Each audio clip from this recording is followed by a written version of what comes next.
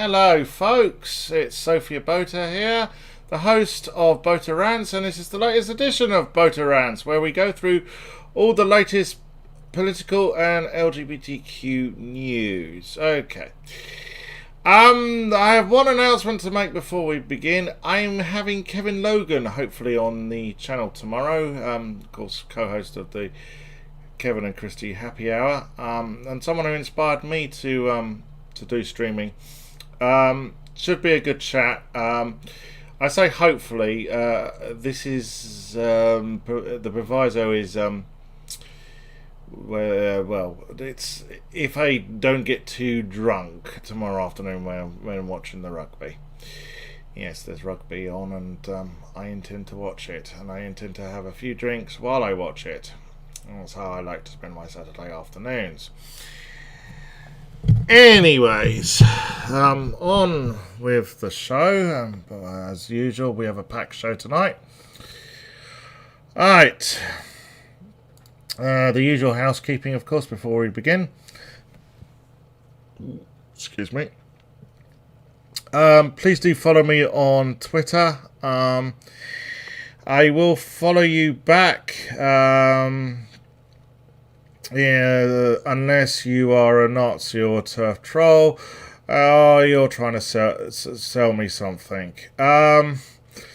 Worthwhile for people who want me to follow them to actually have something written in their bio. I don't tend to also follow those people who have nothing in their bio. Okay. And I mean, I'm still hoping to get to 4,000 followers by the end of February. Still got 2 weeks? Yeah.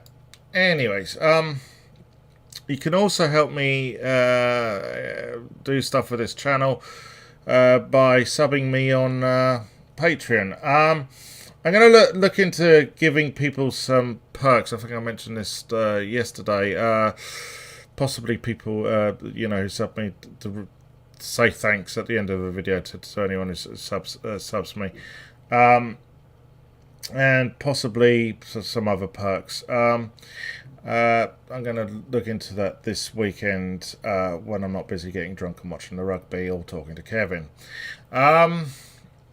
Also, there's a PayPal link down below if you want to just give me a one-off donation. Nobody still has used it. But, so I still don't know if it works. How long have I been saying this now? Look, I'm not in this for the money. I'm not a grifter, but, it would be nice to basically be able to do, cover more stories and, when the COVID bullshit is all over and done with, and it will be all over and done with, be able to cover events. I'd like to get to basically Pride events, other than in my own area. Anyways, and also before we begin, I want to give this a plug. This is Adam Curtis's new documentary series. I was watching this last night and this morning. It's hard to describe what it's about. It involves Chairman Mao, Michael X, petrodollars, banking, and Julia Grant. Yes, that Julia Grant. I know some people are going to be thinking, who the fuck is she? But to trans people in the UK, they probably know who she is. She's actually somebody I once nearly had a fight with. In fact, unless basically because someone got in the way, we would have had a fight if someone hadn't got in the way. Let's just say mainly because Adam Curtis, of course, mentions that she was the subject of a documentary called Change of Sex in the late 70s, and I remember around about 2014 I was co-hosting a vlog with her, and she was still, every time she used to turn up, when she did turn up for this vlog, it was always about her, not the trans cause. And I got fed up with this. I really did. And she was still dining out on the fact that she'd been the subject of this, documentary like 35 years later. It's a bit like Dennis Taylor still dining out on the fact that he won the Black Ball final in the World Championship snooker Black Ball final in 1985. It was just fucking cringe. But unfortunately, with some people in the trans community, it's pretty typical. They have 15 minutes and they try to drag it out as long as possible. Whereas people like myself are more sort of cause orientated. Other documentaries which Adam Curtis has made, Para Nightmares, which is about the Mudra, about radical Islam and neocons basically feeding off each other. Century of Self, which was about Edward Bernays, who in his day was the ultimate Don Draper, and then some. It's actually hard to describe what this documentary is about. Some of Adam Curtis's documentaries are very sort of high concept. You actually have to watch them to understand what they're really about. Though I do remember the documentary he made parodying Ayn Rand, and a friend of mine responded by saying, "You don't need to make a documentary parodying Ayn Rand. Ayn Rand parodied herself."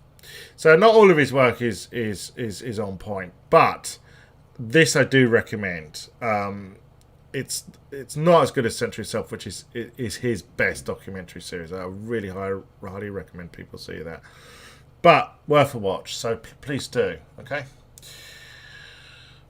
Well, obviously the people have been asking me about Gina Carano getting fired from The Mandalorian. I'm always tempted to say Manchurian, as in the Manchurian Candidate. No, not the version with Denzel Washington. I'm talking about the original with Frank Sinatra.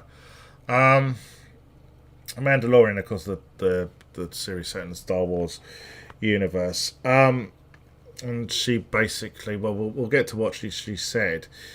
But it was fucking offensive towards, Jewish people, and of course I'm a Jew, and yes, I did find it offensive. Now, a lot of far-right people are getting their panties in a bind about this, saying this is cancel culture. Yeah, without any irony, we're tweeting the hashtag cancel Disney Plus. So you were cancelling Disney Plus, yet you were complaining about cancel culture. Yeah, I'm sure she'll get work somewhere else. I'm sure there's some nutty right-wing people who want to make films to push their odious fucking agenda. So, well, yeah, I think she was rightly sacked. I have to pick a bit of. I will talk about Kevin with Kevin tomorrow, but he sort of thought this was a distraction. This was a cultural war distraction from real issues. I can see where he's coming from, but I do find this sort of the fact that she was drawing comparisons between being a Republican to being a Jew in Nazi Germany. That's just not, it's not correct, and it's, as I say, it's offensive. And she's not the first person to do this. I can't find it, but I wrote an article for Gay Star News about a former Archbishop of Canterbury, I think it was George Carey, who had equated being opposed to gay marriage to being a Jew in Nazi Germany. That was even more, in some ways, even more offensive, because he was basically saying he should have the right to prevent LGBTQ people having equality, and saying he was being persecuted for it. Well, no, he was being people was saying basically stop being a fucking Christian bigot, which he was. So this is what she said. Jews were beaten in the streets not by Nazi soldiers but by their neighbours, even by children. Because history is edited, most people today don't realise that to get to the point where Nazi soldiers could easily round up thousands of Jews, the government first made their own neighbours hate them simply for being Jews. How is this any different from hating someone for their political views? Well, first of all, you choose your political views. You don't choose to be Jewish. Okay? There's one difference.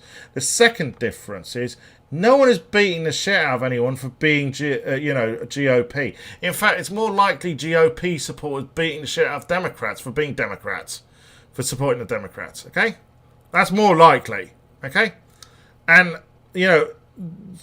can we just remember that the whole Nazi state apparatus was geared to persecuting Jews?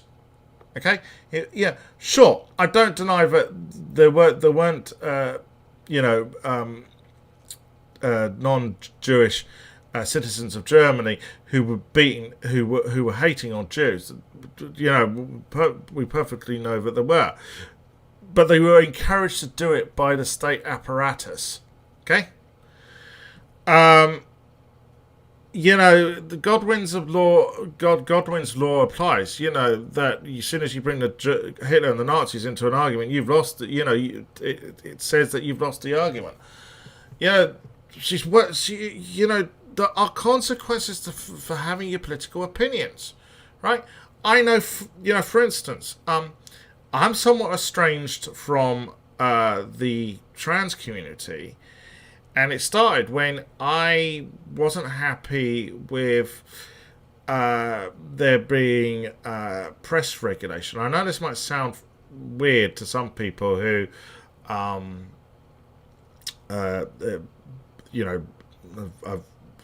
listened to me over the years, or seen what I've written. They might think that I'm all for press regulation because I'm always moaning about what the press write, but I actually opposed some of the recommendations of the Leveson inquiry, whereas a lot of trans people didn't, right? And the reason being, I grew up in a country where there was heavy press censorship, and that's not good. I do believe in the freedom of the press. I do believe in the fourth estate and on all that. I do believe we need a free press to challenge the powers that be. Now, granted, most of the time the press aren't fucking doing that. They print a lot of shit, but when the press do their job, that outweighs that. It's important we have a free press, okay? So, now I know some people say, well, I was all very happy that Trump and various other, Nazi scumbags got thrown off Twitter. Twitter's not the press, okay? Twitter is a social media platform that is different, okay? Sure, a lot of journalists use Twitter, myself included, but Twitter are a private entity, and if you don't, adhere to the terms of service, then they're entitled to give you the boot. Okay, you're not entitled to have a platform, right?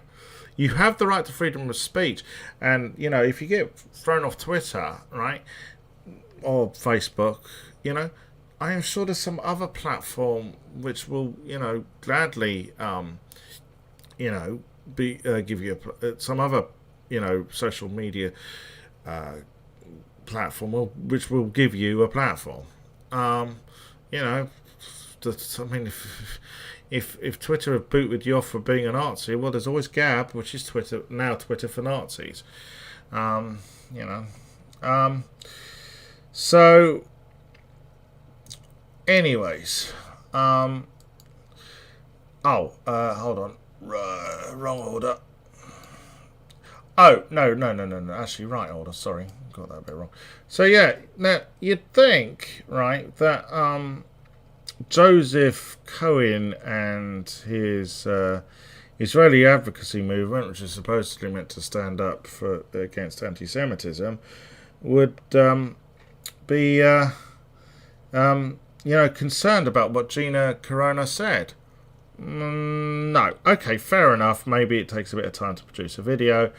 Granted. But let's have a look at their Twitter feed. Have they said anything about Gina? No. Oh right, I forgot. Yes, Joseph. Because Joseph is and his group is getting funding from the Middle East Forum, which isn't actually based in the Middle East, but in Philadelphia, and is funded with right-wing money. He only ever basically highlights supposed anti-Semitism from the left. Now that Jeremy Corbyn has stepped down as Labour leader, he seems to be getting very concerned about Ilhan Omar. Now, granted, Ilhan Omar has said one, maybe two silly things in the past when she was a lot younger and maybe a lot more naive, but since she's been in Congress, she hasn't said anything which is out of which is could be interpreted as anti-Semitic. But she has obviously spoken up about the plight of the Palestinians, and Joseph can't be having that, can he? Plus, he really does seem to have a problem with black people. There's a video actually on there. He did produce. I did watch this one. Spotify's neo-Nazi problem. Now he does bring up, sort of there are Scandinavian death metal bands who are Nazis, and I fucking will not. And I think they're abhorrent. But he then says, "Oh well, most of the anti-Semitic content we found on Spotify was in the rap genre," and you can't help thinking, why would he say that? Well, that's, as I say, he does seem to have a problem with black people, and I will go back to Jackie Walker. He questioned Jackie Walker's ethnicity because Jackie is Jewish, and I can't help thinking because she's black. Yeah, I'm calling him out for being a fucking racist. And I mean, actually questioning someone's Jewishness is actual anti-Semitism. So he is guilty. Joseph and the Israeli advocacy movement are guilty of anti-Semitism. Now, right, excuse me a minute. Yeah, so Gina Carano has been sacked. There's fans are calling for Lucy Lawless to replace her. I can see why. However, I personally think it should be another actress from Down Under, Claudia Black, who played Erin Sung in Farscape. And I think she was in Stargate SG-1. She was also in Pitch Black, which is the only one of the Riddick films I would suggest people watch. That was the first one, and it was actually not bad. Cheaply done, but visually it's actually really, really good. The reason I'm suggesting Claudia Black is it would be perfect revenge for what Gina Carano says, because Claudia is Jewish, and also I kind of fancy her. As well, if they're replaced with Lucy Lawless, that's fair enough. I can see, and all kudos to Lucy Lawless for calling out Kevin Sorbo, her co-star, of course, in Xena, for being a homophobic, transphobic dickhead. But the thing about Xena is, right, obviously at the time, it was great that there was a strong, a sort of sci-fi fantasy. Well, it was fantasy. It wasn't really sci-fi, was it? Fantasy TV series with a strong female lead who was not heteronormative. I think she was actually bisexual, not lesbian. I think most people seem to mistakenly think she was a lesbian, but the character Xena. But it's funny. I went back to watch it a few years ago, and it was on Netflix, and I think people sort of they forget actually the production values on Xena weren't actually that great. I'm going to say it. So I don't, it's funny. Yeah, we all loved it in the 90s, but when you look back, you think, it's a bit like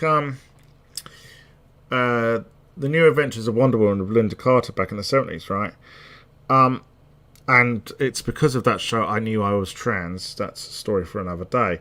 But you go back on it, and you loved it when you were a kid, but you realise how shite it is now.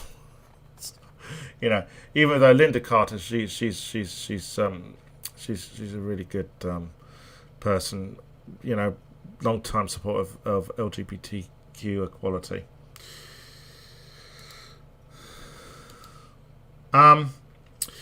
Right, yeah, this is another story to do with anti-Semitism.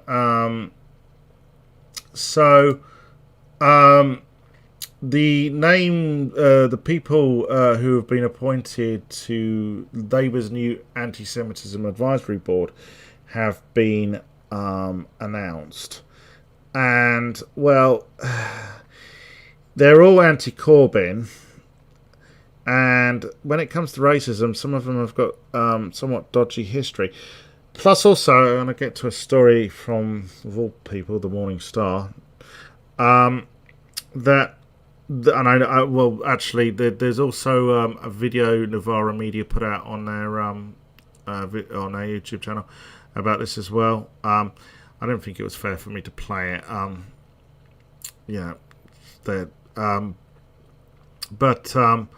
Essentially, the left did nominate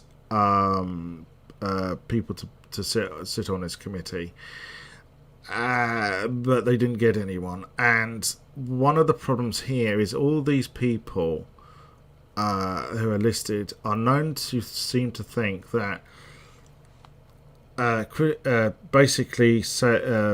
criticising Zionism is a form of anti-Semitism, when it's not. And I am Jewish, and no, it's not.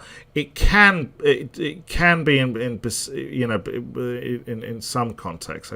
Granted, some people do swap the name of Jew for Zionist. I know that, but usually that comes from the far right. When they talk about a worldwide Zionist conspiracy, you know full well that they're basically being anti-Semitic. But when I criticise Zionism, I'm criticising Jewish nationalism, and like all forms of nationalism, it can go too far. It can become fascistic, and in many ways, unfortunately, Zionism. And I say unfortunately because I do, support the original intent of Zionism, which was to establish the state of Israel, and for there to be a homeland for Jewish people. We are a persecuted bunch, and it's good to have land we can defend, homeland to defend.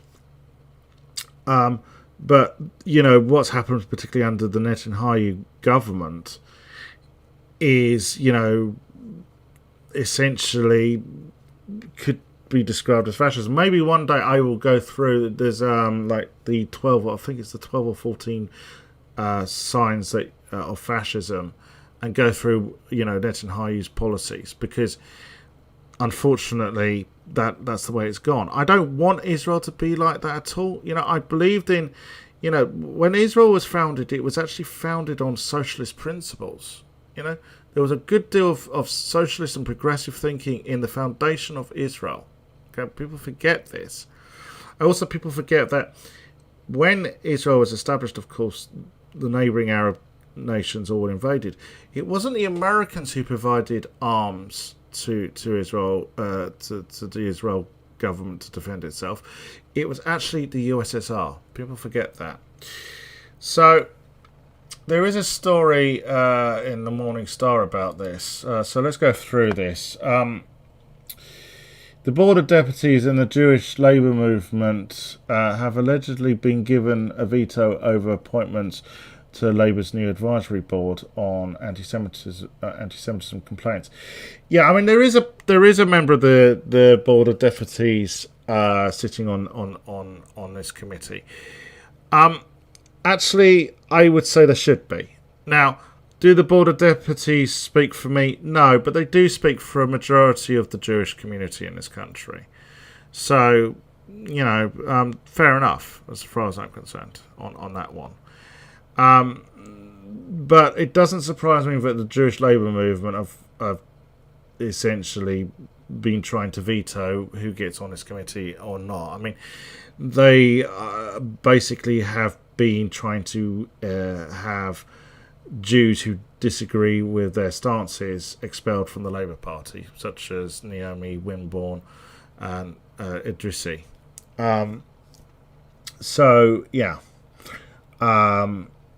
Doesn't surprise me. Those allegedly rejected for positions on the board include the former chief rabbi of liberal Judaism, according to left-wing news website Squawkbox. Quoting well-placed sources in the party, Squawkbox branded the process as a sham. Yeah, I mean, as I said, you've got Margaret Hodge on that committee, and she has, you already know what she's going to think of Jeremy Corbyn. And the reason I'm bringing it, I know that this committee is supposedly meant to be looking into anti-Semitism, but you can't help thinking that this is a committee which is going to basically have Jeremy, see off Jeremy Corbyn. In other words, they're going to have him kicked out of the party.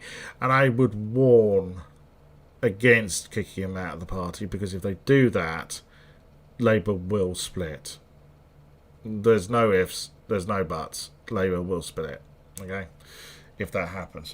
Labour announced last year that an advisory board of the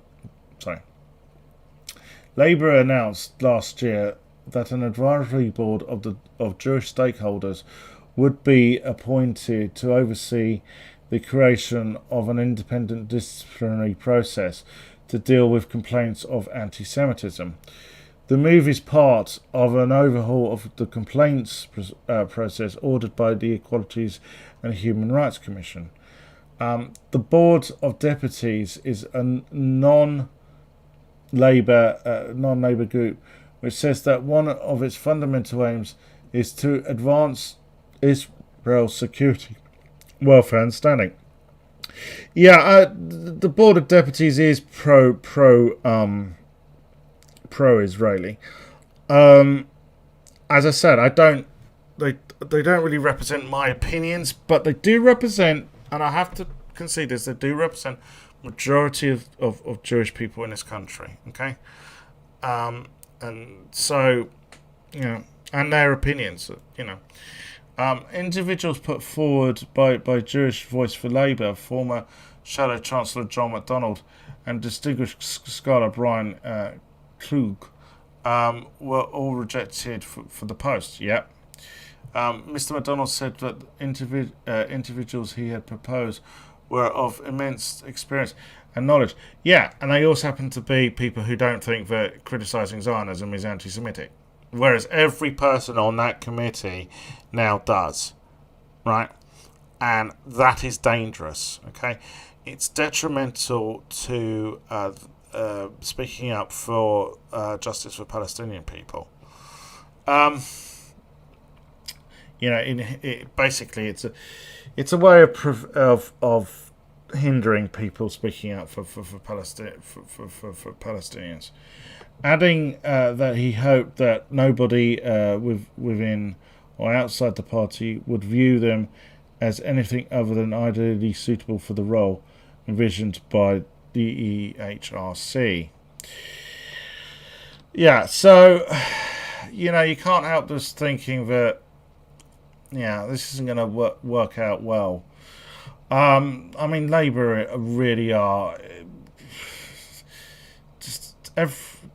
it's really sad to see the state of the Labour Party at the moment. It really is.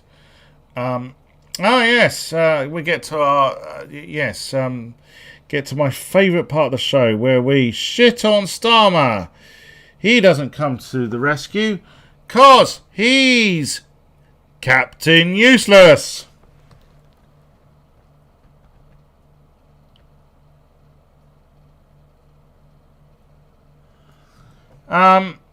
So Starmer has been basically he's been expelled from the Society of Socialist Lawyers because he's not a socialist. Well, that's pretty fucking obvious, isn't it? I mean, yeah, there is that meme with where it says Starmer is self-isolating because he's come into contact with socialism or something like that. You get the gag. Yeah.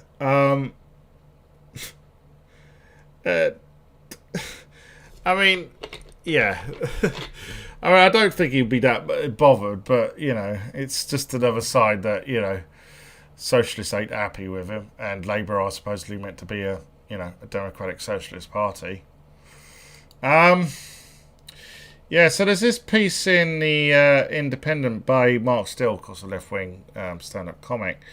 Does anybody know if the Labour Party is still going? Does anyone know what the Labour Party is doing? Are they still going? Maybe they will round up in November and have retrained as yoga instructors or pig farmers. The last person who knows what Labour are doing is fucking Keir Starmer. Well, I should correct myself. I mean, he does know what he's doing. He's basically destroyed the fucking party with his whole Nigel Farage act. But someone needs to basically tell him Labour are not UKIP. They are the party of equality and social justice, and maybe he should get back to shouting for that. Okay, I'll admit this week at PMQs he did slightly better, but it's going to take an awful lot more for me for him to do before I stop screaming Starmer out, Starmer out, Starmer out. Yeah, I'm not going to read all this. Go read it for yourself because he makes some good points. The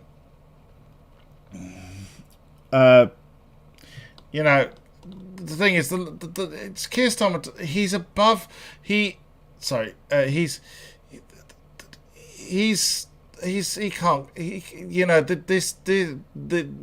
This is he's not up for being Labour leader. I think this is becoming ever more evident, and it's not just like people on the left like Mark Still. There are people also who you would describe as Blairites who are now muttering under their breath about him. And as I've said before, there are suitable candidates who could replace him from the right of the party. I know Dan Jarvis, as well as being a Labour MP, is also mayor for, I think is it Sheffield or Bradford? I can't remember. I mean, yeah, he's on the right of the party, but I think he would do a decent job. Lisa Nandy, also, I think would do a decent job. Obviously, she was a rival leadership candidate to Keir Starmer. I don't agree with her on many things, but I think she would do a decent job in basically. At least having Labour advocate for some level of social justice and equality. It would be social. It would be social. It would be obviously there'd be more social democratic socialist. But I could live with that, right? What I can't live with is Keir Starmer basically lurching Labour to the fucking far right. I mean. Just everything he does is like cringe. It's fucking embarrassing. I mean, take this for instance. I think this came from one of the merchandising store. I mean, I showed the other day. Actually, let me see if I can quickly find it. you got face masks with, in support of Keir Starmer with a fucking Union Jack. I mean, he's wrapping himself up in the Union Jack, thinking that that's the answer. Well, no, it's not. Hold on, where the fuck is it? Oh, sorry, wrong thing. Where is it? Yeah, here it is. Right, this is. I mean, what the fuck, as I said, Nigel Farage's answer to everything is wrap himself up in the Union Jack, blame immigrants and Muslims. Well, Keir Starmer's gone some way, just wrapping himself up in the flag, thinking that's the answer to get Labour to be more electable. No, as I've said, get back to the fucking basic socialist principles, equality and social justice. Yeah, he doesn't seem fucking interested in that. Yeah, I saw this just before I came on air, actually, so I thought I'd include it. Let's have a watch. Oh, helps if I turn the sound up, doesn't it? We love our country, but we want an honest appraisal. We among some. So, yeah, I should explain. This is a piece in politics.co.uk. Can Labour take back the flag? It's a discussion about it, so let's have a watch. I'm on, if you like, the ultra left of the Labour Party. It is going to be problematic because we always have to explain. Yes, we love our country, but we want an honest appraisal of that. Labour doesn't have an easy relationship with patriotism. Some on the left would argue that in the past decade, the Union flag has become a shorthand for jingoism, nationalism, empire, and Brexit. Yes, it has.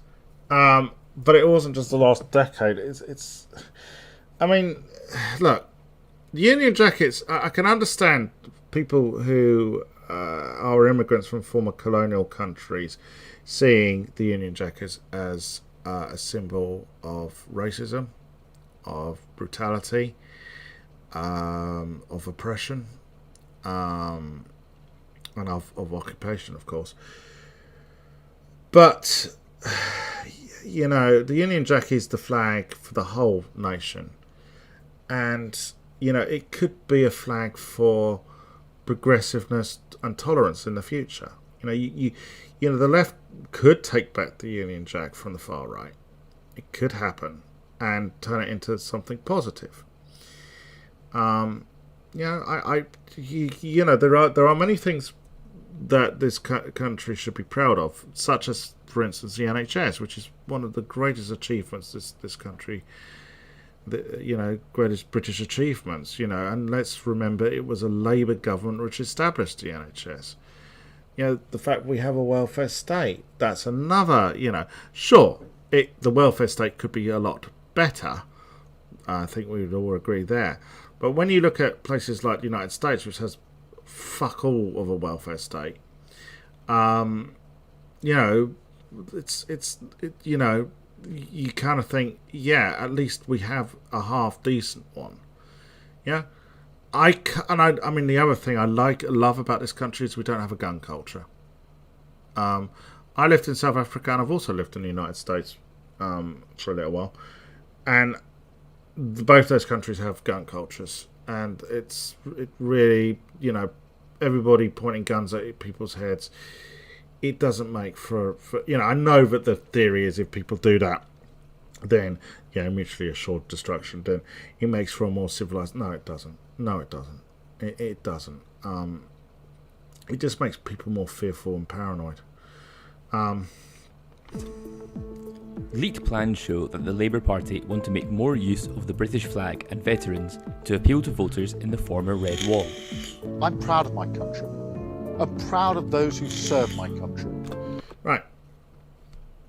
Now, here's my position on all this, right?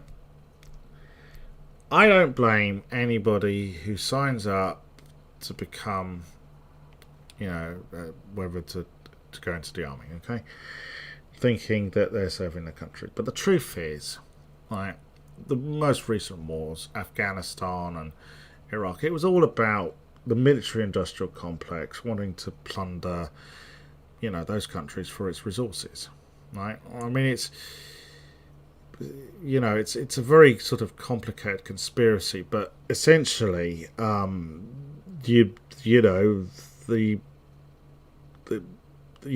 we need oil, right, and we need gas, and the reason I sort of bring up gas is because I remember, the reason given to going into Afghanistan, of course, was because of 9/11.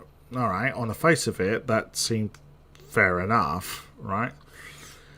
The thing is, there was some people were bringing up about there had been planned certain sort of fossil fuel companies had wanted to build a gas pipeline through Afghanistan, and this was considered to be a bit of a conspiracy theory, right?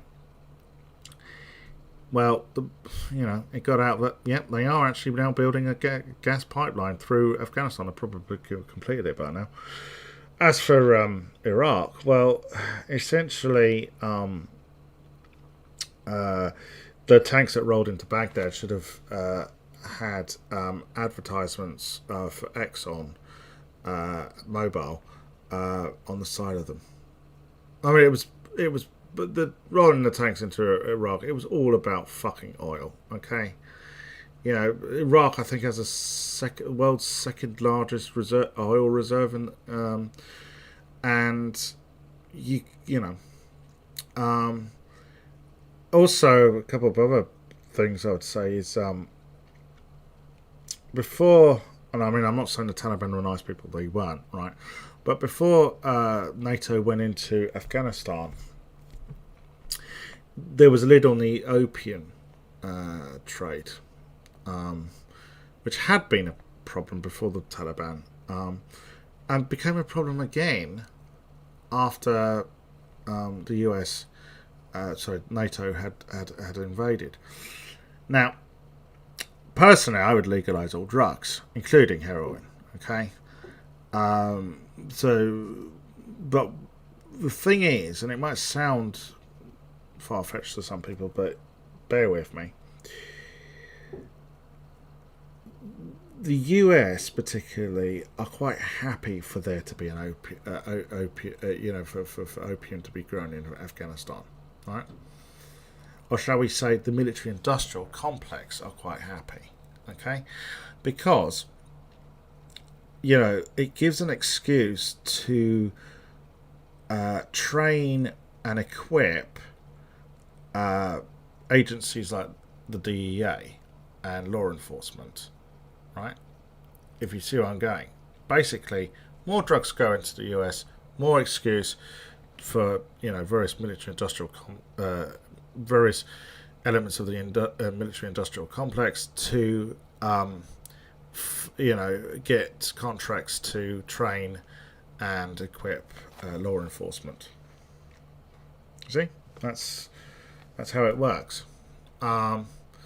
So really, what we need to do is educate people that. Serving a country is an honourable thing, right? But war, a just war is when your own nation is being actually threatened. Now, I know some people say, well, what about terrorism? Well, Al-Qaeda, they're not an actual nation state, are they? And neither really are ISIS. And, actually... It was actually, in some ways, and funny enough, this was mentioned in the Adam Curtis documentary I was plugging earlier. It was where, shall we say, US and UK involvement in Iraq, which actually gave rise to ISIS. I hate to say it, but that's, well, it's just a fact. And that's something which a lot of sort of like right-wing patriotic type people just can't live with. I mean, but we've done this before, haven't we? It was the West that trained fucking Bin Laden, in support of the Mujahideen, against the Soviet occupation of Afghanistan. The Labour Party stands with you. Jeremy Corbyn was perceived to be unpatriotic, something said to put traditional Labour voters off. Well, I think having a good welfare state, having a good NHS, providing good public services, ensuring their jobs, that's patriotism, right? That's patriotism to the people. You don't have to wrap yourself up in a Union Jack to be fucking patriot. What are the risks for Keir Starmer in appealing to patriotism? It's clearly, among some on, if you like, the ultra left of the Labour Party, it is going to be problematic. I'm always curious as what they mean by ultra left or hard left. I'm always curious, mainly because often some people lump me in with them. I would say I'm relatively moderate. I'm not asking for I would say to me that the hard left are people like the Socialist Workers' Party who want to actually overthrow there being parliamentary democracy. Well, I defend there being parliamentary democracy. It seems to work. It's not perfect, but I think it's a relatively decent system. Because they associate patriotism, some would say wrongly, with jingoism or nationalism. You do really need to look as if you actually like the country that you wish to govern. And on that basis, it seems to me that just incomprehensible that we're even having this debate. For some on the left, there is a hard balance to strike between patriotism and nationalism. Labour MP Clive Lewis described the Leaks plan. That's a good point. So, for instance, I could give you an example. Patriotism is to say, I believe in a multicultural Britain, right? Nationalism would be, I believe in a whites only. I believe, a monocultural, country. Nationalism, as I said, patriotism isn't all just about, wrapping yourself up in a flag and basically, saying you defend white people, okay? And as fatherlandism. I think just looking at patriotism in a two-dimensional way, whether that's, whether that's kind of bigging up the armed forces or standing by a flag. See, I can't big up the armed forces if they're going to be fighting wars I fundamentally disagree with. I disagreed with Iraq. I disagreed with Afghanistan to a certain extent. I think it was just to a point, right? The only war I can think of in recent times I felt was just was the Falklands, weirdly. Even though, a lot of people have sort of said, it was about, oil exploring the oil, it was basically Britain trying to secure possible oil fields in the South Atlantic. The fact is that the Falkland Islanders were paying taxes to the British Crown for, and part of that was for protect, to ensure that, if anyone invaded them, they got protection from that, right? So, that to me was a just war. As for the first Gulf War, people have often asked me about this because Saddam Hussein did invade Kuwait.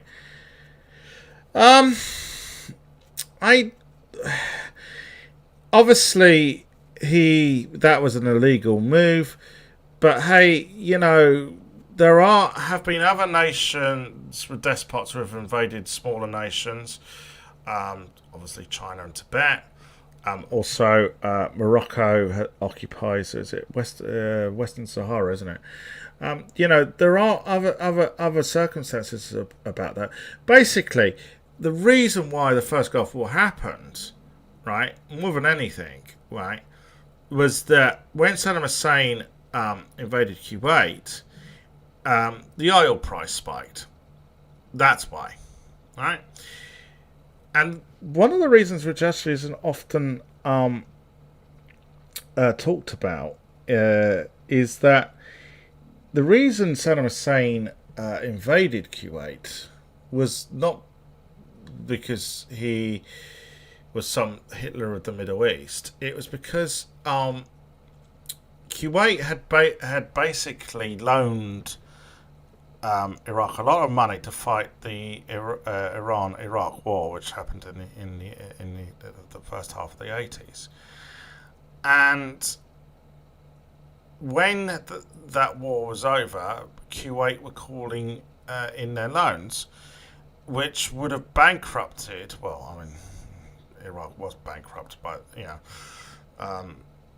was going to severely bankrupt Iraq.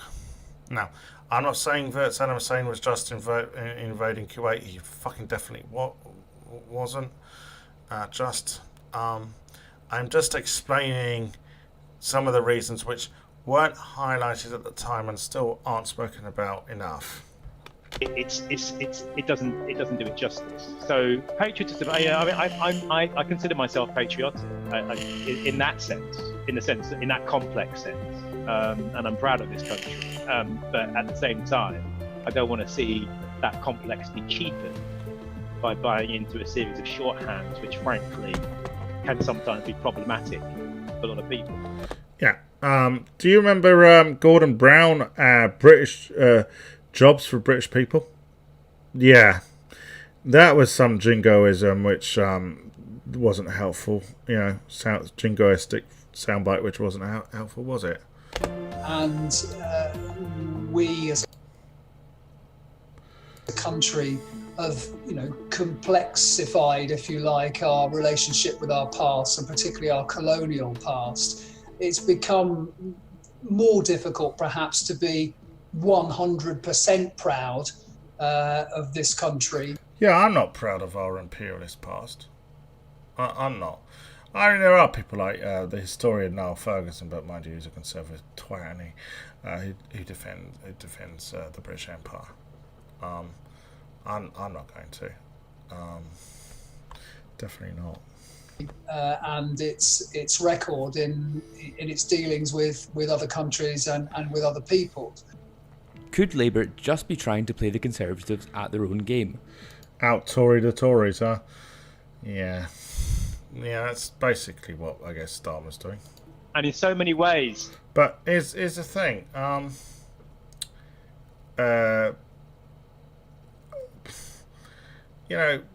Really, are the Conservatives really that patriotic when you scratch underneath the surface? I mean, Jacob Rees-Mogg, Brexiteer, yet his hedge fund relocated offshore because of Brexit. Yeah, so stuff like that.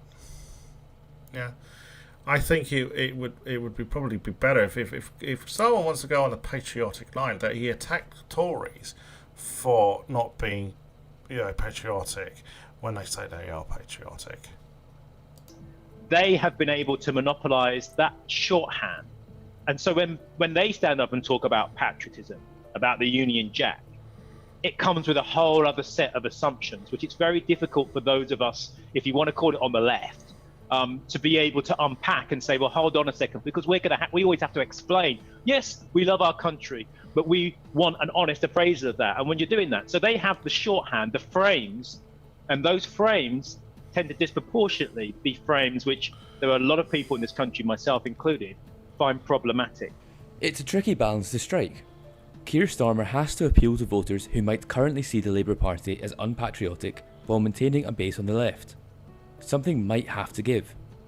Now, if the left and liberals want to say the flag is always a representation of reactionary politics, of jingoism, of sort of Brexit, sort of anti-immigration, then, you can say that. What you have done is taken a symbol which is admired and liked by the vast majority of people in this country, including the young, including ethnic minorities, including people of a liberal disposition, and handed it to your political opponents. Now, that seems to me to be a very, very significant strategic error. I kind of think that, as I've said before, for many decades in this country, that's sort of the Union Jack has been hijacked by the far right. And as I've said, there might be a way for the left to take it back, but not in the way Starmer seems to be doing it. love for the troops and, and whatever else. It just smacks of, well, I hate to say this, fascism. This is the kind of thing that fascists do. No. Sorry. Talking of Labour, and the right of the party, JP Morgan hires Chuka Umunna, of course Arch Blairite, who left the party. I think he ended up briefly in the Liberal Democrats before he got dumped by the electorate. He's not the only Blairite to get a cushy job after leaving Parliament or after losing his seat. This just it's funny how all these sort of scuzzy fucking Labour MPs who are fans of neoliberal capitalism seem to walk out of Parliament and walk into a cushy fucking job. Of course, it's not just them. Nick Clegg, of course, is what was he, the head of PR for Facebook after he lost his seat.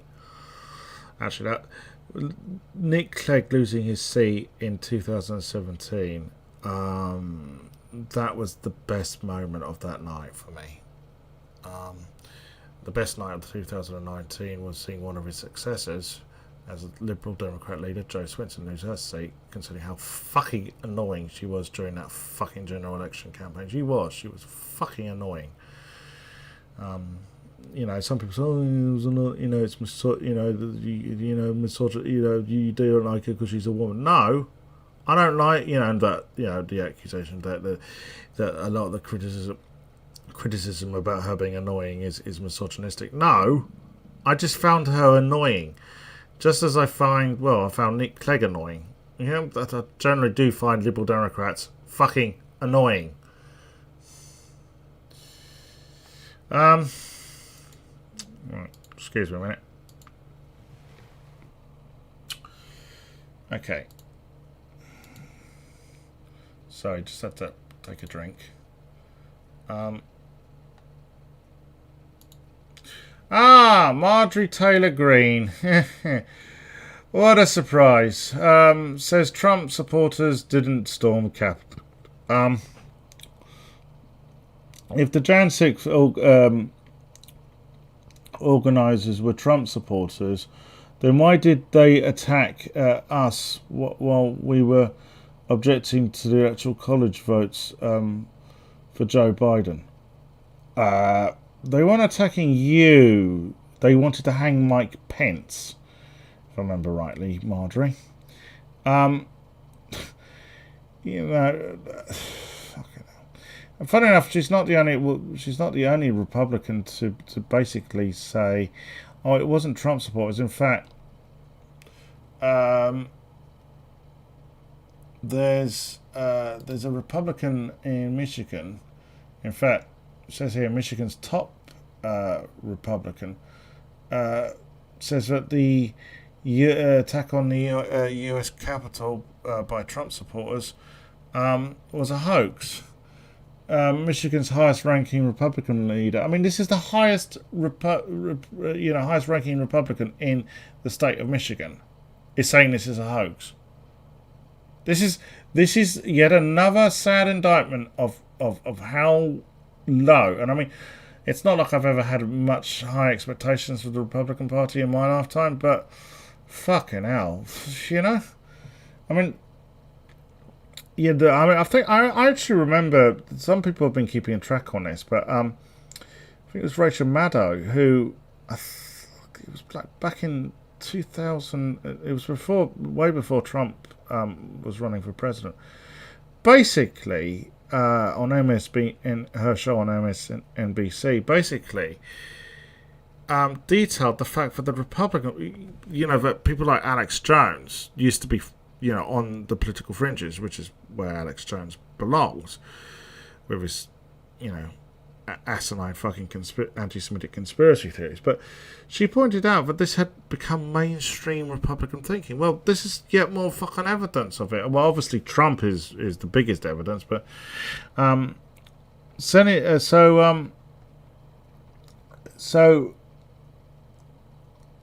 Michigan's highest-ranking Republican leader was caught on a video calling the Jan 6th attack at the US Capitol a hoax and espousing other conspiracy theories related to the siege.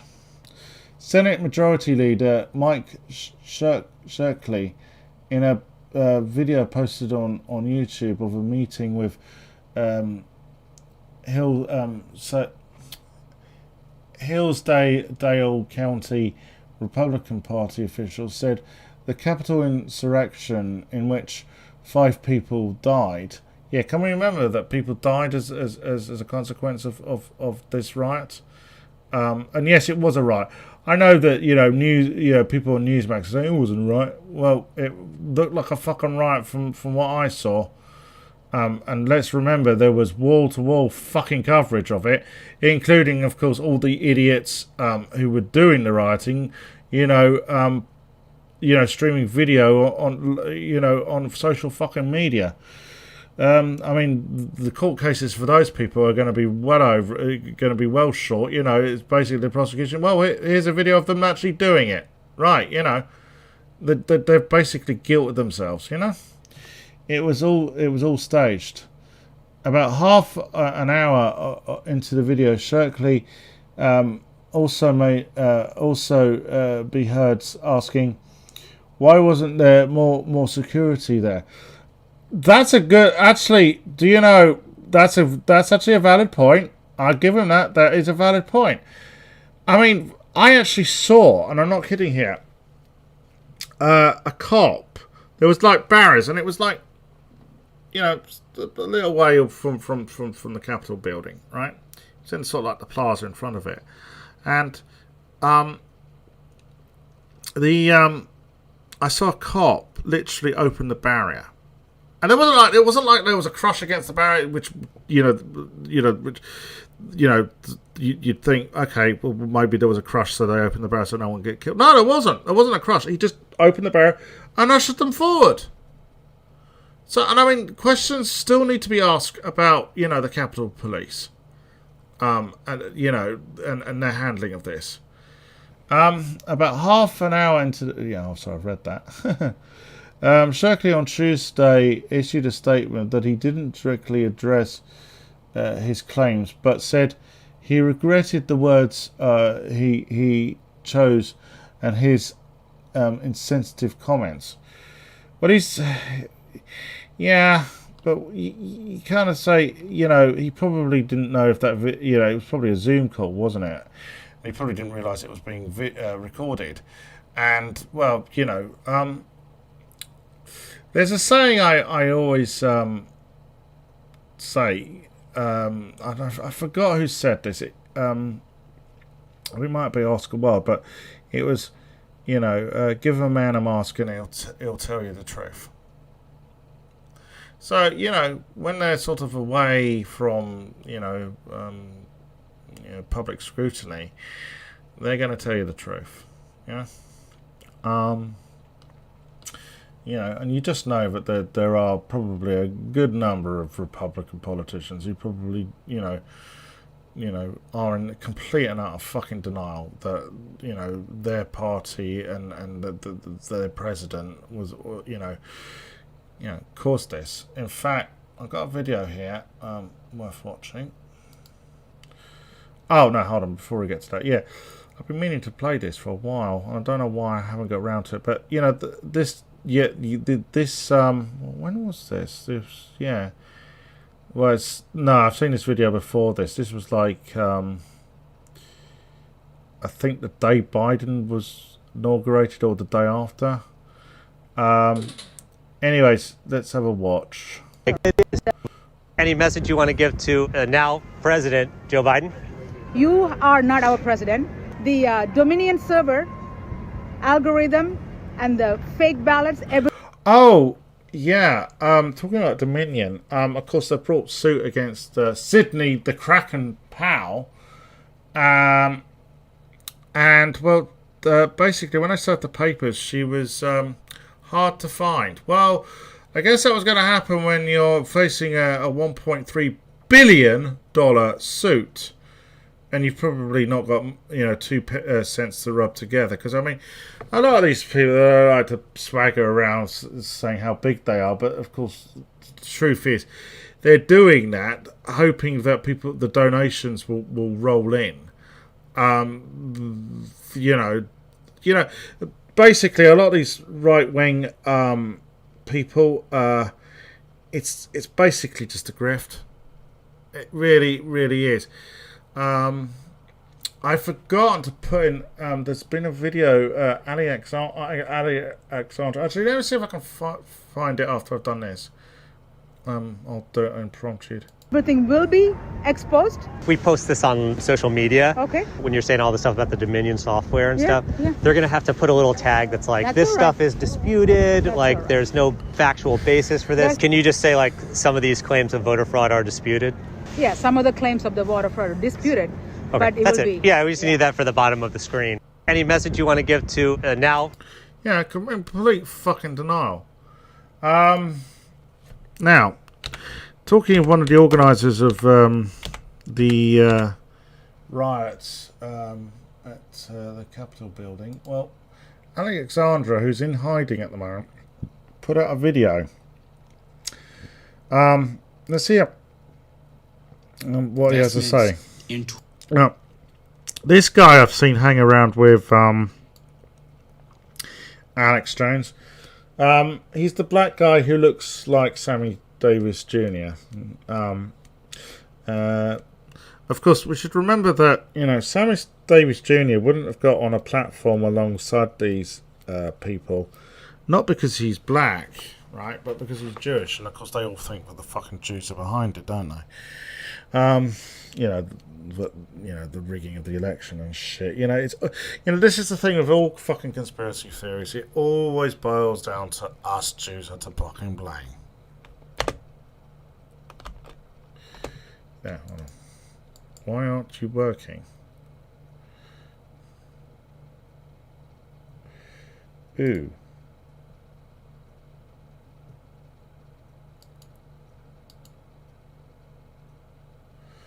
Hold on.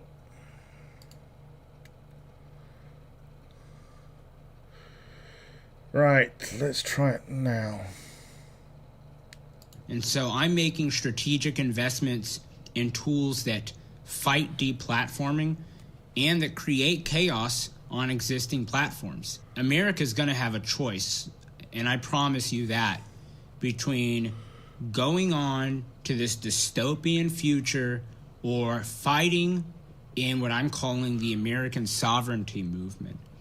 And I'm going to get back and I'm going to do rallies again starting in March. I'm going to have indoor gatherings in March in Michigan, in Arizona, in Georgia. We have to totally change the culture. And so I want you guys to know that I've been licking my wounds, but I've been plotting. I've been planning. I've been scheming, because we have to do away with this whole system. Can I just say, I don't think he's going to be holding rallies. I think the FBI are probably going to want to talk to him because, as I say, he was one of the organisers and instigators of the Capitol riots, and they haven't so far been able to catch up with him, as they have with the QAnon shaman and Baked Alaska. And if we're going to talk about this guy being one of the organisers, we also have to talk about Alex Jones, who, as I say, he's hung around with. I've seen him stand aside Alex Jones at various events. Alex Jones should also be getting a visit from the FBI, because he's been going around saying he was one of the organisers. That he put up money for this rally, which turned into a riot. Who did? The free press is not free, and they're not the press. They need to be abolished. So I just... Right. So he's basically pissing on the First Amendment. Freedom of the press, dude. Freedom of the press means that the press have a right to disagree with your opinion, In fact, every American has the right to disagree with your fucking opinion. Yeah, you fucking fascist twat. just want to let you guys know that one, a lot of people will end up writing in a couple months, oh, Ali Alexander's comeback was great. But I want you to know that it doesn't feel like a comeback. I created Stop the Steal while still playing in their game. Now I'm totally unhooked from that system. And those who want to live free and not feel like you have to hide when you go to church that you're a Republican or a Trump voter, I'm going to create a society and a community and a culture and a language for those people. Winning could just be... Oh, here we go. It's PayPal Island again. Yeah, he's going to be advocating for... well, he calls it a mega city. But it should be MAGA city, shouldn't it? 10 million people creating a new mega city. Yes, see, I told you. It's as if I've watched this video before, isn't it? Yeah, you missed out on one there. Should be not mega city, MAGA city. Let's build our own city. Let's seriously build our own city. Let's have a backup city in South America. Let's all... Oh, right, yeah, Jonestown, yeah, go for it.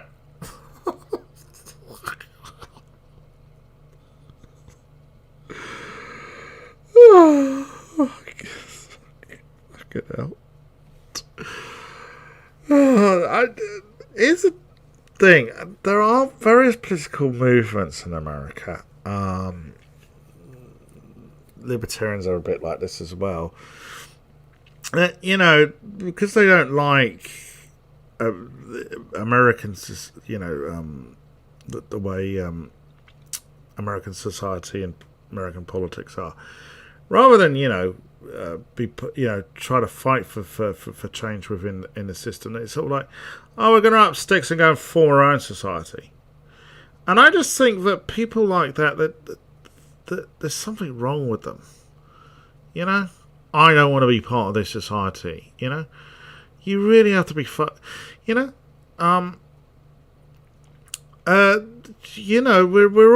we're all global citizens, right? We all own this planet, right? And just wanting not to want to interact with people because they have a different political opinion to you is kind of sad, really. I know some people say, oh, well, you don't. Well, I don't interact with fucking fascists, no. Because they would very much like to kill me.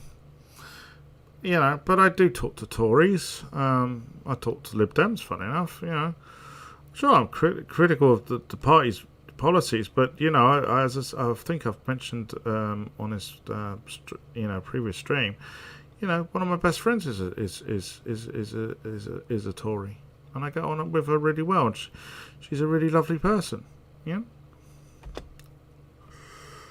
All of us put 10% of all of our holdings, take it out of the U.S. system and put it overseas or put it in cryptocurrency. Are the big tech... Oh yeah, Bitcoin. Actually, I've got nothing against Bitcoin, but I don't see it as the cure for anything, if you see what I mean. Platforms welcoming me back. These people are evil. Oh yeah, of course, he's been booted off every fucking social media platform, hasn't he? Because he's a fascist twat. And I know some people are going to go, how can he be a fascist twat and be black? Well, though there tends to be an element of racism with fascism, some people say tends to be. Well, I'll give you an example here. Mussolini didn't persecute Jews, first off. Yeah, it was that wasn't part of the thing with him. It wasn't until he got involved, until basically he was needing Hitler's help for various things that he did start persecuting Jews. This is what I've been led to believe. I would imagine that's not as such. Fascism really is just authority. Well, Mussolini put it best. If you to understand fascism, it's corporate and government interests intertwined. Now, you could probably, some people would say, well, don't we live under a fascist system now? No, but there's a very nationalistic element to it. And of course, you can believe, you can be a nationalist and still believe in a multi-racial society. Maybe not a multi-ethnical society, I don't think, but a multi-racial society you probably could believe in if you're a fascist, so long as all the people who aren't white are waving the flag twice as hard as any white person. And we will make lists of them. And he's going to make lists of his enemies. Yeah, that's kind of that's kind of scary. Yeah. All right. Well, enough of his bullshit. So as for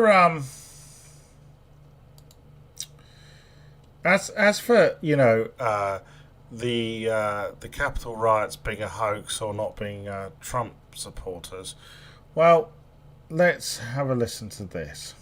Have you noticed throughout this presentation the uncanny similarity over and over and over again of what all these people are saying? They said what Donald Trump said, and they echoed each other. Stand back and stand by. Stop the steal. Fight like hell. Trump sent us.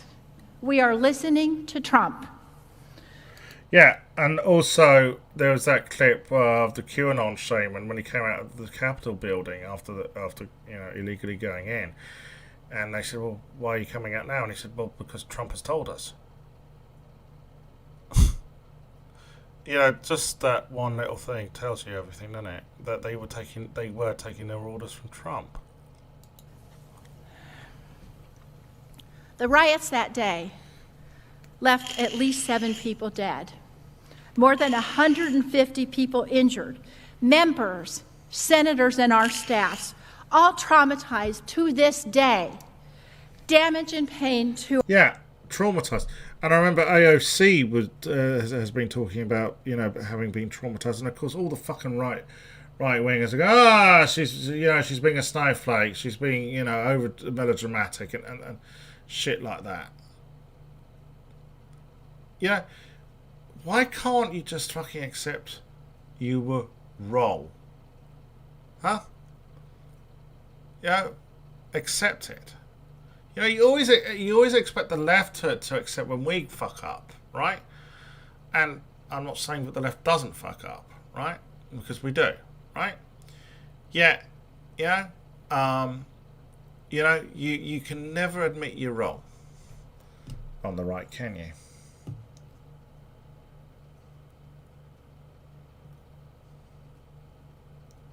To our capital, damage and pain to Americans, damage to our police force, and damage to other nations who have always seen us as a bastion of democracy. All of these people who've been arrested and charged, they're being held accountable for their actions. Their leader, the man who incited them, must be held accountable as well. But, as I said earlier, you don't have to take my word for it that the insurrectionists acted at Donald Trump's direction. They said so. They were invited here. They were invited by the President of the United States.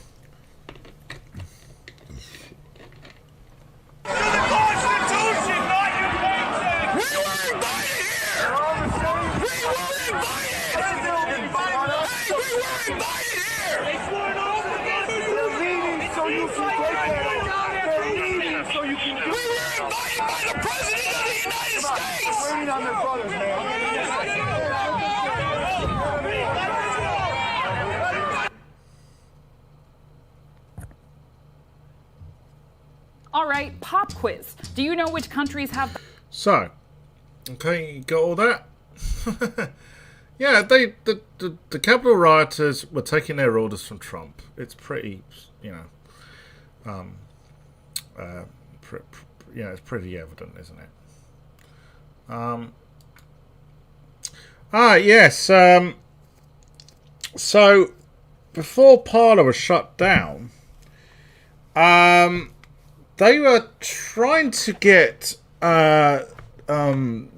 Trump to defect from Twitter to Parler. But it's a bit like getting a celebrity to defect from endorsing Coca-Cola to endorsing Pepsi, something like that.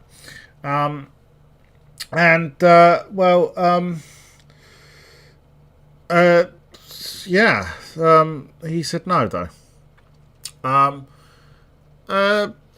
Considering most of his fans were on Parler, I'm surprised, actually. I guess he didn't seem to think that Parler was big enough for his fucking ego. They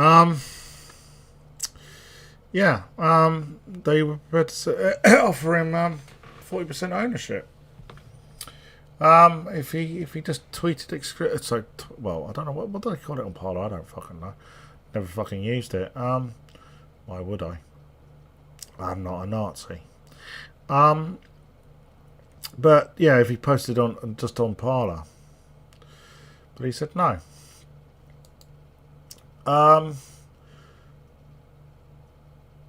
Also, I don't know if anyone's noticed. Before we get to this story, I was going to say, people doing some research that, first of all, I thought it's been well circulated that hate on Twitter dramatically fell when Trump was kicked off, and and conspiracy, people basically sharing conspiracy theories and that sort of shit was dramatically on the decrease as well. The other thing is, since Trump has been banned from Twitter,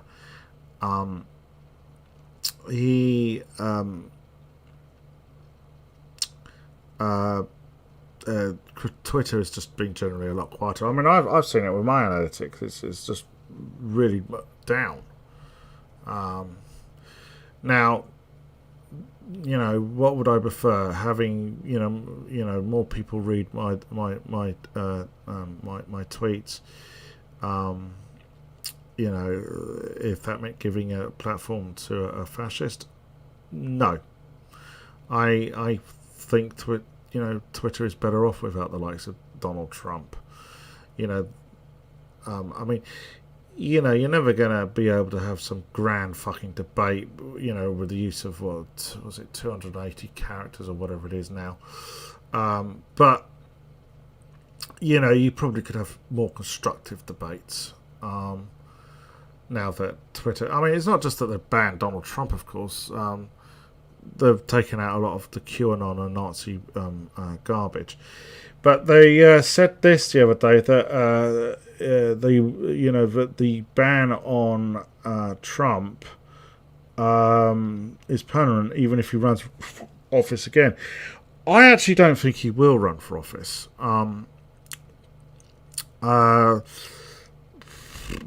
And if he does, I mean, he might not be able to, because you never know. Maybe Trump will get impeached by the Senate. You never know. Or at least some possible censure, which would mean that he could never run for office again. I mean, that's the crucial part of the impeachment for me, that he would not be able to run for office again. Now, obviously, I've said this before on the stream. The Democrats want to impeach him because it's symbolic, right? And obviously, it's a bit of, fuck you to the GOP for having impeached Clinton, right? But the thing is that I wish the Democrats would just go for banning him from running for office, which they can do without having to impeach him, right? Because I actually think more Republicans would have come round to that.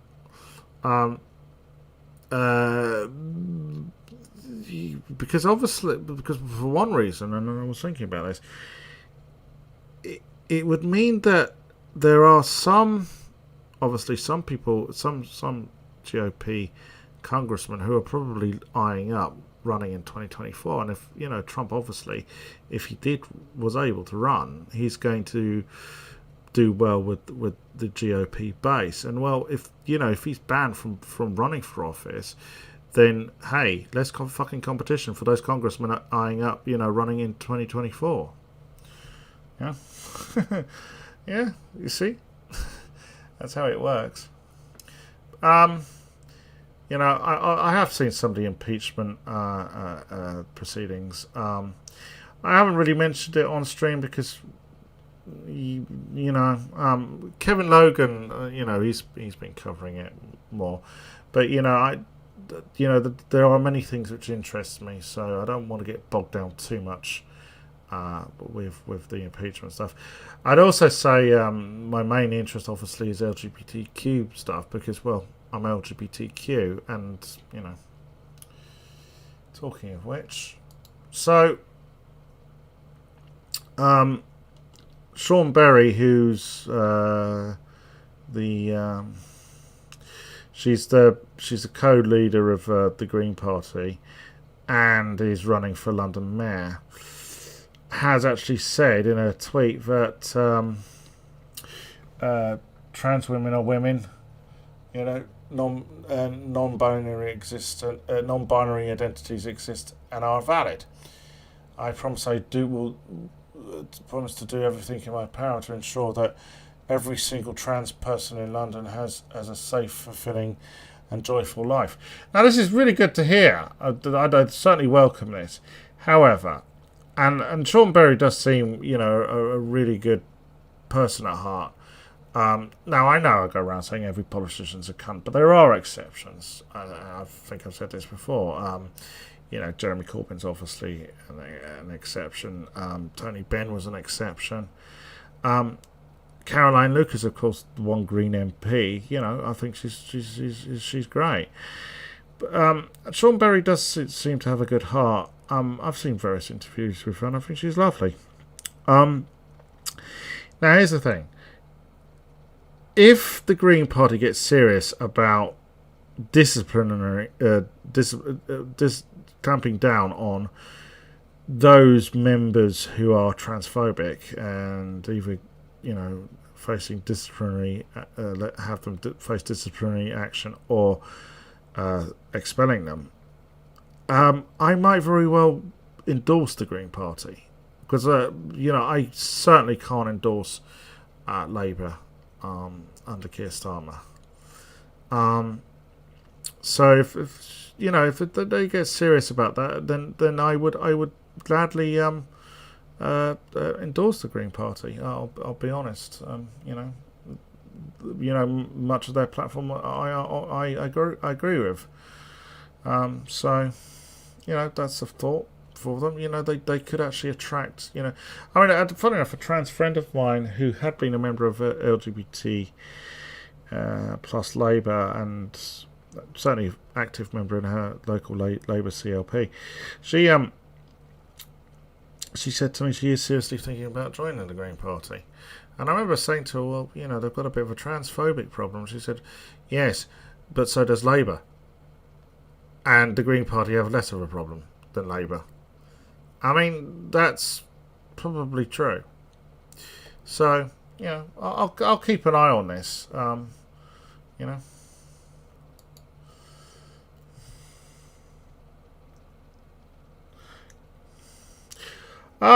Yes, talking of anti-LGBT pieces of shit. Timmy! Yes, Tim Farron is being urged to resign after passing transphobic dog whistles to government ministers. Why the fuck does this not surprise me? I mean, this is a guy who took $75,000 from, a Christian evangelical group who opposes gay marriage and funds conversion therapy. Yeah, very liberal, not. But hey, why does that surprise me? Every time I have to talk about, the Liberal Democrats, and when it comes to LGBTQ stuff, I always have to bring up Tim Farron, and also my personal experience with a local Labour councillor, local Lib Dem councillor, who said to me, "I've got nothing against LGBTQ people, just so long as they don't live next door to me." Yeah, the Liberals don't tend to be very liberal, do they? So, former Liberal Democrat leader Tim Farron is facing calls to resign after he allegedly passed anti-trans dog whistles to senior government ministers. It has emerged that Farron, who is known for his multiple misguided attacks on the LGBT plus community, contacted the Minister for Prisons and Probation. I mean, look, multiple, right? So, yeah. I mean, he's defended J.K. Rowling in the past, and of course, there's all the other homophobic and transphobic shit he's also said. How the fuck can this guy be how the fuck can he be call himself a liberal? How the fuck can he call himself a liberal? Yeah. Do I need to bring up, the whole stuff about the fact that he really does believe that, gays and lesbians having sex is a sin? Yeah. I know he said, first of all, he refused to answer. Then he said no, he didn't think it was. And then, save face because, well, he was the leader of the Liberal Democrats at the time and they were, lagging behind in the polls during a general election campaign. And then, he said he retracted that. So he does believe that, being LGBTQ is a fucking sin. How can he call himself a fucking liberal? How can the Liberals fucking tolerate someone who with such illiberal fucking views? Anyways, he contacted the Minister for Prisons and Probation and the Minister for Women and Equalities, who's Liz Truss, I think. Yeah. Oh, she the secretary? Oh, fucking hell.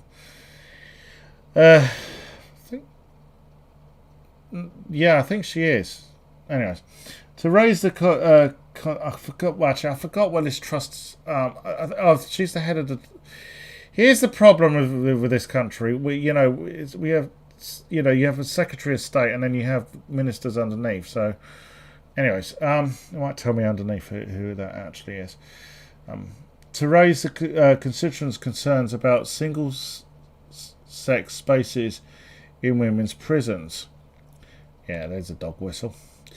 The MP has condemned. The MP was condemned for his apparent willingness for uncritical regurgitate this harmful hyperbole. In other words, he's basically just regurgitating TERF tropes, transphobic tropes, which is commonly based on transphobic trope that trans women pose a threat to cis women. Yeah. In reality, there are no more than 11 trans women in UK prisons. Yeah, small number. According to and also the other thing about the whole, trans women being a threat to cis women in prison, you have to ask yourself, well, why are not those cis women there? I'm sure there are cis women, in there for violent offences. So aren't they a threat to trans women who are placed? No one talks about that, do they? Yeah. According to a 2009 MOJ report, official figures show that a tiny minority of sexual assaults in women's prisons are actually perpetrated by trans inmates, while a trans woman is a victim of sexual assault in men's prison almost every month. Yeah.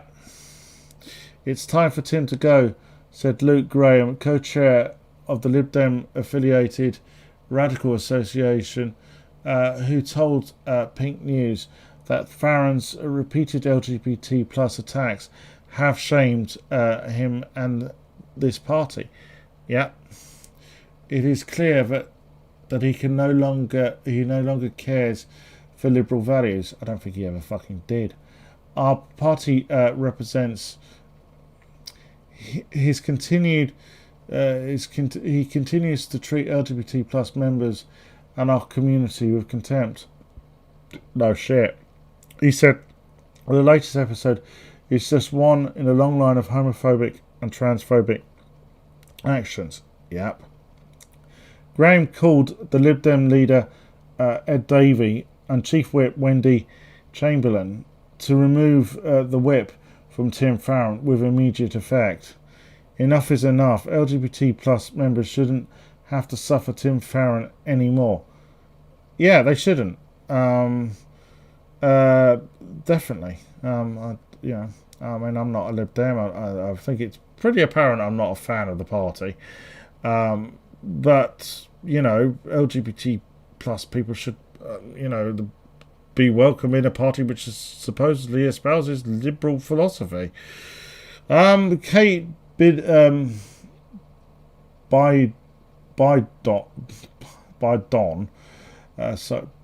is it? Yeah, sorry. Kate Bidden, the trans representative for Liberal Democrats Youth Wing, told Peak News this anger was shared by several other LGBT plus members of the party. Yeah, I know that there are, I don't know any LGBTQ people who are members of the Liberal Democrats well, but I do know some, and I know there has been some disquiet about Farron and about various other things which have gone on. Though I do remember Helen Belcher, who used to be the chairperson of Transmedia Watch. She, when she was standing in Wokium against John Redwood in the 2017 general election, and the whole bullshit blew up about Tim Farron being a homophobic bigot, but she is, she defended him. Tim should not have been so supportive. Tim should not have been so supportive in what he was. It was clearly an anti-trans dog whistle sent to him. They said, suggesting he should have instead used the opportunity to stand up for his trans, non-binary, and gender diverse party members. Yeah, I mean, look. Liberals always bang on about the freedom of the individual, right? Well, the greatest expression of individual freedom is being yourself, and that's what being, trans is. It's, it is the ultimate, being ourselves, the ultimate expression of individual liberty or individual freedom, however you want to phrase it. Or at the very least, consider how they would feel. He obviously doesn't give a shit about that. He has shown no remorse, nor has he apologised. Yeah, look, why? Here's the thing, right? Why is no LGBTQ journalist actually, on his doorstep, trying to confront him about this? Right? I know some people say, well, the Lib Dems are electoral irrelevance. Yeah, but every time he opens his gob, because he is an MP, he gets headlines, and not just in the LGBTQ press. He has shown no remorse, nor has he apologised, despite knowing the deep upset and frustration he has yet again caused. And instead, he decided to tweet about the football rather than addressing the matter. Yeah, he's trying to sweep it under the fucking carpet. I have written to the leader, president, and chief whip of the Liberal Democrats, requesting that the Liberal Democrats whip be removed from Tim immediately. Well, considering that, I don't see that happening. Considering the small number of they've got 11 MPs now. I guess every vote counts. For every day he remains a Lib Dem MP, it is a day of upset and worry for members, specifically LGBT plus members. Yeah. A letter seen by the Pink News from Tim Farron states that he is more than happy to raise the concern about single-sex women's prisons, and confirms he has written to both the Minister of Prisons and Probation and the Minister of Women and Equalities. Tim Farron defended the letter in a statement to Pink News. As an MP, it is my job to pass questions raised by my constituents to ministers. Yeah, but how do we know this is actually from his one of his constituents, or one of his evangelical Christian chums who give him money? I support the rights of trans people and strongly believe they should be treated with equal dignity and respect. Bullshit. You wouldn't have said what you wouldn't be dog whistling and transphobia, and also you wouldn't be but the basis of his defence of J.K. Rowling was that he believed in freedom of speech as a liberal. But I kind of think, again, liberals say they believe in individual freedom. Well, the ultimate expression of individual freedom is being trans. So, anyways, Tim Farron's anti-LGBT plus record. Tim Farron's 2-year stint as party leader was marred by accusations of homophobia, as he refused to answer whether he believed homosexual sex to be a sin. He evaded the questions for weeks during the 2017 general election campaign, before attempting to salvage his reputation at the height of the row by telling the BBC that he did not view gay sex as a sin. He resigned shortly after the election results, saying that he felt remaining faithful to Christ was incompatible with leading the party. I think being an evangelical Christian is incompatible with being a liberal somehow. I get that. That's it's he says it's incompatible remaining faithful to Christ. Christ was a hippie. Essentially, Jesus was a hippie, right? So, yeah, I'm not sure that's accurate. I think Timmy's just yet another one of those Christian fundamentalists who hasn't got past the book of Leviticus. It was incompatible with leading his party. He later admitted that he had misled the public when he said he didn't believe gay sex was sinful. So he does think it's sinful. Right, so he's a anti-LGBT Christian bigot. Right, that's definitely incompatible with, the tenets of liberal political philosophy. Reflecting on the backlash he received for this opinion, Farron later suggested that being anti-gay is the modern equivalent to being anti. Yeah, that's fucking offensive. That really is fucking offensive. I forgot about that one. Yeah, that's fucking. Yeah, that's repulsive.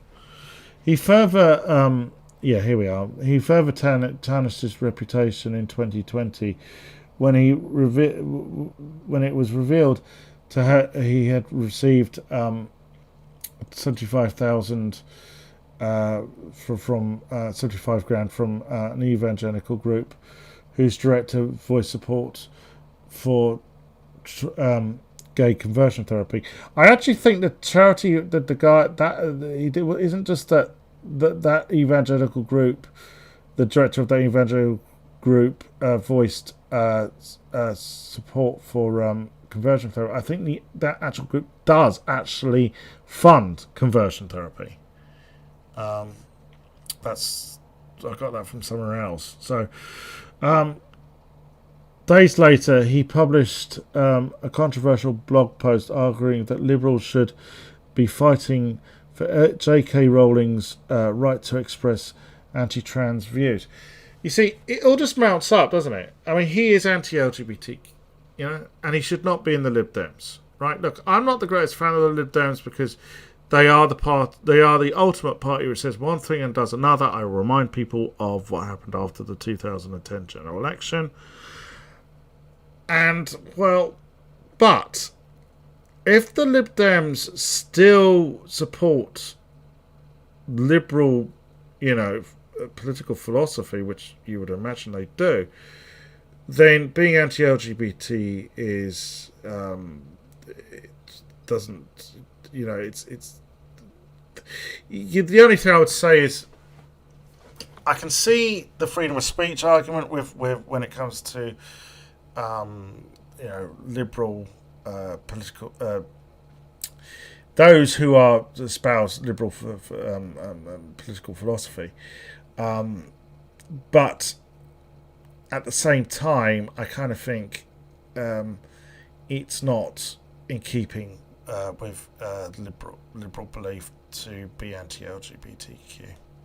So just don't. I can't see how it is.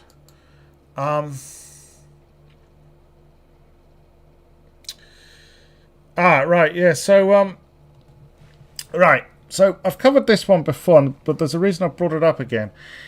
So we had this story that that Tory MPs are being lobbied by an anti-trans turf group to basically dismantle the 2010 Equalities Act, even though the Tories have said after they shelved self-ID last year they had no plans of dismantling that act. Not so sure about that. You get the feeling. But the reason I bring it up and remind you of this other story, which I did cover the other day, when it loads. Yeah, the fact that the Tories are, Tory ministers are having meetings with yet another anti-trans hate group, is to do with this. This is yet another story proving that the Tories seem to want to listen more to the fucking transphobes than trans people. Yes, the Parliamentary Diversity Campaign has platformed transphobes and wouldn't rule out hosting racists, alleges former ambassador.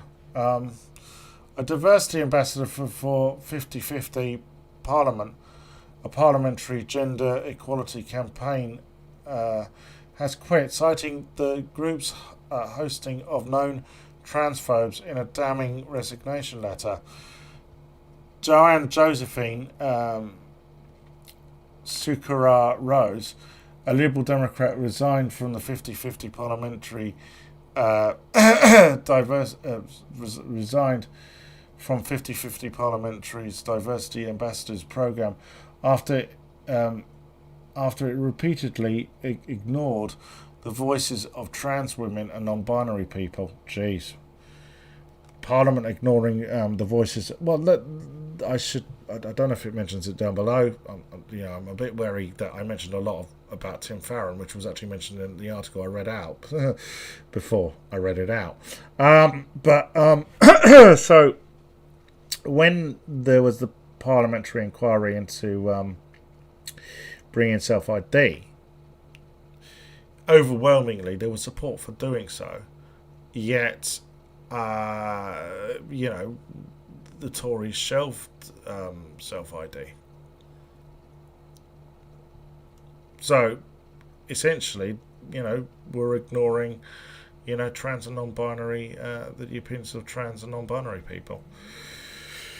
It has become abundantly clear to me that while 50-50 is perfectly happy to use women and non-binary people from diverse backgrounds for publicity purposes. Oh, all right. Yeah, this is the old one from I remember LGBT plus Labour doing this. You know, when it was politically advantageous for them to basically big up trans people, you know, they would. But you know, but the rest of the time they couldn't give a shit, you know. When it comes down to listening to those women and non-binary people, it is the viewpoints of cis white women who are privileged over others. Well, yeah. You know, you think about it, you know,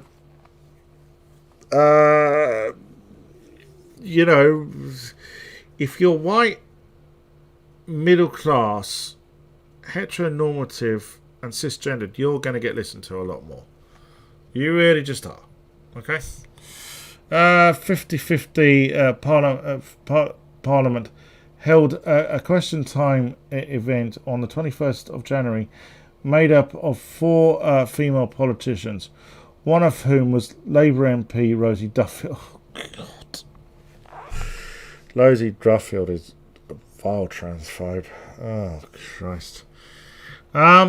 Duffield has been plagued by accusations of transphobia since July 2020, with Keir Starmer repeatedly called on by Labour members, groups and LGBT plus organisations to remove the whip and suspend the Canterbury MP over her repeatedly anti-trans comments, which is really sad because that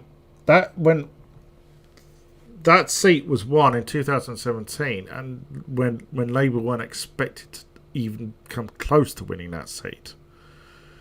So, 2 women, and one of whom was Duffield's only LGBT plus member of staff, have quit her office in the past 6 months, citing her overtly transphobic views. Sophia Rose, whose resignation statement does not name Duffield, also alleges that the 50-50 Parliament was asked if they'd be willing to host a racist.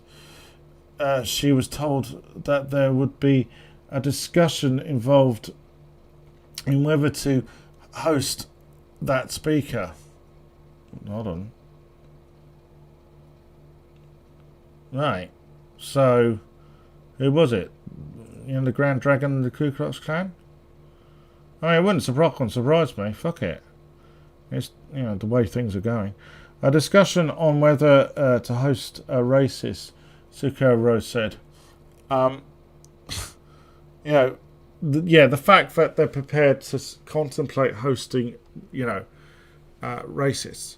There should be no tolerance of racism. Absolutely. And there should obviously be no tolerance of transphobia or homophobia. Yeah? This is really worrying.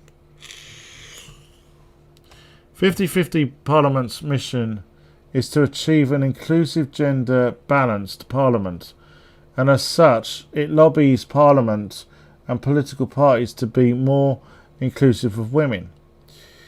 Right, now, one question I would ask is, does that mean cis women or trans women? Or both? Should be both. Founder Francis Scott launched the campaign in November 2013 after the 2010 general election resulted in made up of 21.5% female MPs. Yeah, I mean, there should be a lot more female MPs to reflect, you know, society's, gender demographics. As a result of December 2019, there are 220 female MPs, making up of 33.8% of the House of Commons. Well, that's an improvement, but it needs, there needs to be far more. Sophia Rose, who told Pink News she's not heard back from the 50-50 Parliament since she resigned, she is still listed as its diversity ambassador on the organisation's website. Continued in her resignation letter, 50/50 Parliament as an organisation talks about a diverse being a diverse organisation, but does not behave in that way. Yeah, as I could testify, the same with LGBT plus Labour. She added, when genuine queries are raised about who it decides to platform and the whole identities they will promote, in doing so, those queries are brushed aside. We're not into no platforming. Well, it's not. Right, hold on. This is a parliamentary organisation which is meant to sort of promote diversity, right? Now, I know some people would argue, well, what about diversity of opinion then? Yeah, the thing is, right? Do racists and transphobes and homophobes support diversity? No, they don't. They're the the opposite to that. I cannot be part of an organisation that thinks it's acceptable to use trans and non-binary people, but does not listen to them. I cannot be part of an organisation that thinks diversity is actually. Obvious question here. She's a Liberal Democrat, and I've just been talking about Tim Farron. So, is she happy being in the Liberal Democrats alongside Tim Farron? There's a question. It's just facing faces you can see to get your diversity cookies. Yeah, I mean it's tokenism, isn't it? And I certainly cannot be part of an organisation that decides the voices of transphobes should be listened to, while the voices of trans and non-binary people should be ignored in favour of transphobes. Well, yeah, and that's reflected in the Tory government. They seem to listen to transphobes rather than listen to trans people. And I will tell you, there are a lot more trans people than there are hardcore TERFs. Suko Rose, a Welsh Liberal Democrat, lives in... Right, okay. That's... So, yeah. This is worrying. I mean, it's worrying because obviously she brought up Rosie Duffield, right? So this is not just a problem with the Tories, as I've said before, it's a problem with Labour. And I mean, the fact that Keir Starmer is so fucking useless, he won't do anything about it. He's more interested in wrapping himself up in the flag and being Nigel fucking Farage, thinking that's going to get him votes, which it's not, because the far right think he's a plastic patriot. The Daily Mail were never going to fucking like Labour, believe me. And he doesn't give a shit about trans rights, which is evident, on more than one occasion with him. Ooh, now, what? Oh dear, I made a bit of a blunder there. I'm not sure what story I was meant to talk about. Anyways, another thumbs up from me. Biden administration bans anti-LGBT plus discrimination in housing, which Trump obviously permitted. Yeah, another thumbs up. When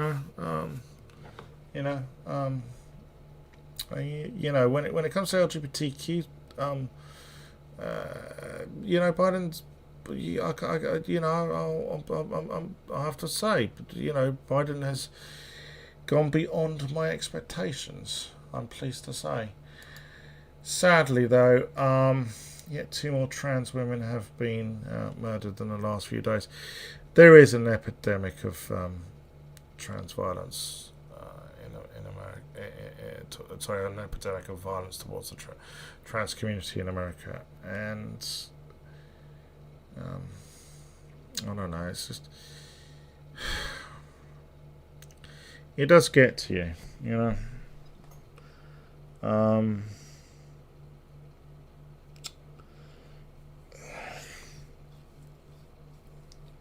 Yeah.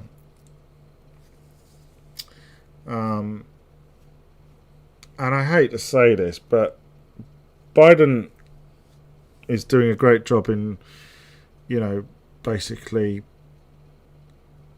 rolling back all the anti-LGBTQ legislation, all the anti-LGBT shit which Trump enacted. But I, in a reaction to that, I think that you're going to see a lot more anti-trans stuff, particularly from state legislators, which are controlled by the GOP. Simply because Biden's pro-LGBTQ, the GOP are just going to oppose that for opposition's sake, rather than really thinking about it. I mean, you always hear, especially when the Democrats are in charge of government, the GOP always gets on about, we're pro freedom of the individual. Well, if you're pro freedom of the individual, then you should be pro-trans. You should be pro-LGBTQ. But they're not. So, yeah, there is an epidemic of violence towards the trans community in America, and it's not easy, even if I live thousands of miles away. Yeah.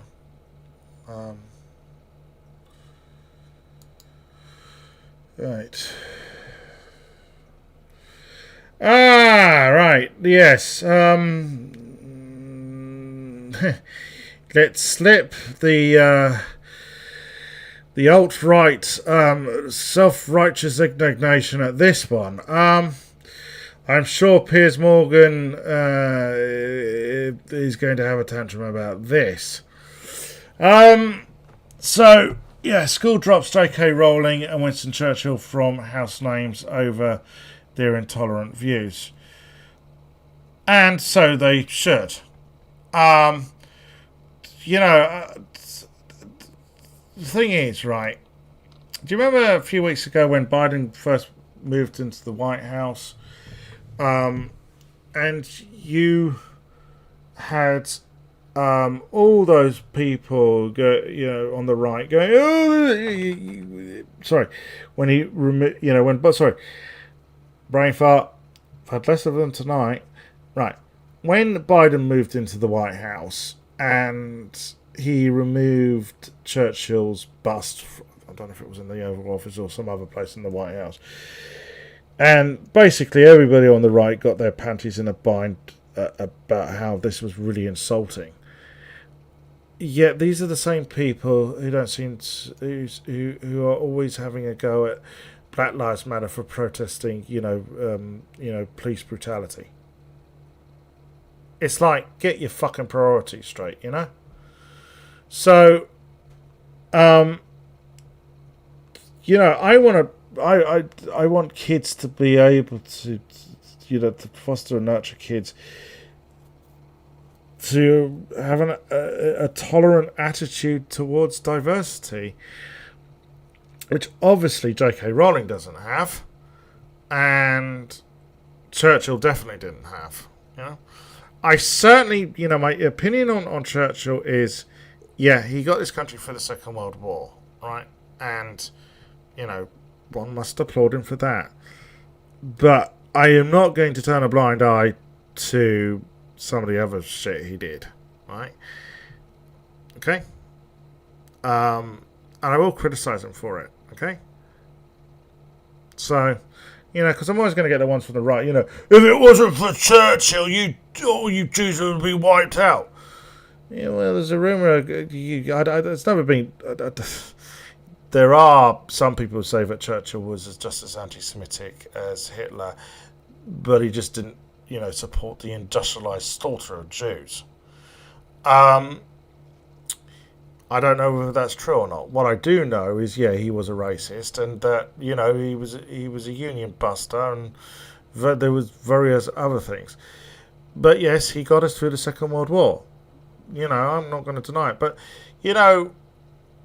really, do people think about, I don't know, whichever Prime Minister it was, or was it Pitt the Younger, who was Prime Minister during the during the wars with Napoleon?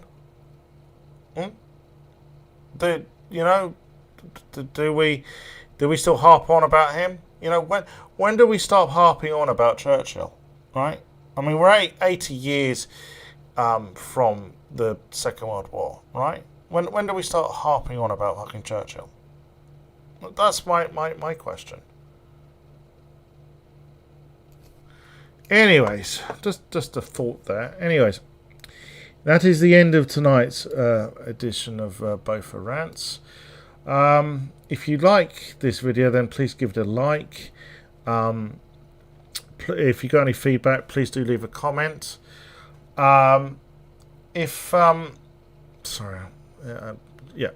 Please like, share, drop a comment, and most importantly, please subscribe to this channel. That's the most important thing you can do right now.